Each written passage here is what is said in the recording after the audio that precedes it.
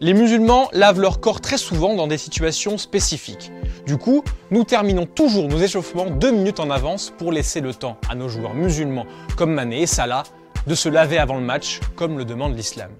Ça ne me pose aucun problème de leur donner ces 2 minutes pour leur laisser le temps de faire quelque chose d'absolument primordial pour eux. J'adore aussi le fait d'avoir une équipe autant multiculturelle.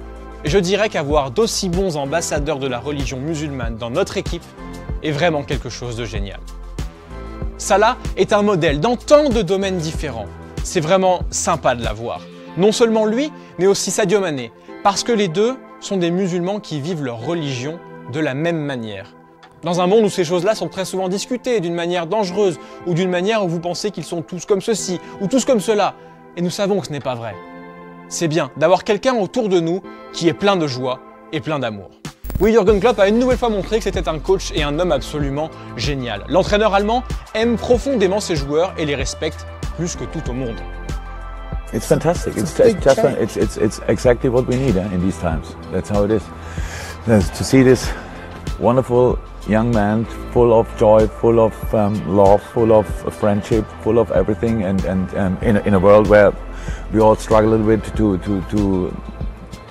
to understand all the things happening around on this planet. So, and it's just fantastic. It's fantastic to have him around.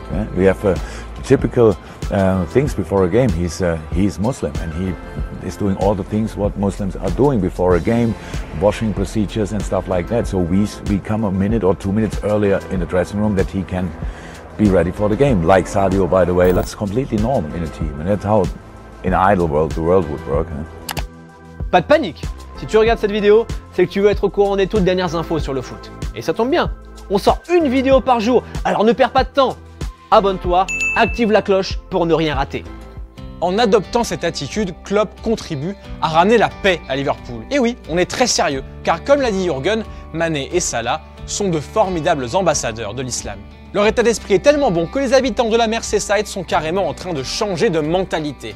Depuis que Salah a rejoint Liverpool par exemple, la région résiste mieux à la criminalité. D'après une étude de l'université de Stanford, les crimes de haine ont en effet baissé de 19%. Et sur internet, les posts anti-islam ont même diminué de 50% du côté de la ville de Liverpool.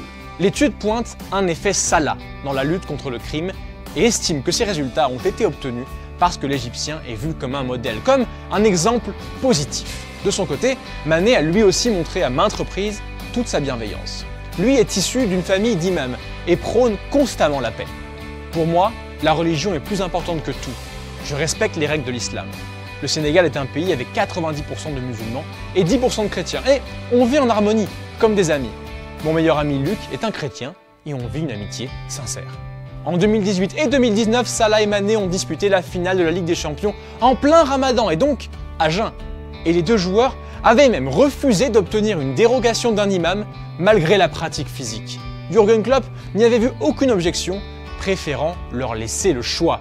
Et oui les amis, c'est aussi pour ça que l'Allemand est l'un des coachs les plus respectés de la planète. Alors d'autres joueurs sont aussi de superbes ambassadeurs de l'islam, Mesut Özil, N'Golo Kanté ou encore Paul Pogba. Ces joueurs nous rappellent constamment que l'islam est une religion de paix et que l'on peut tous vivre ensemble, en harmonie.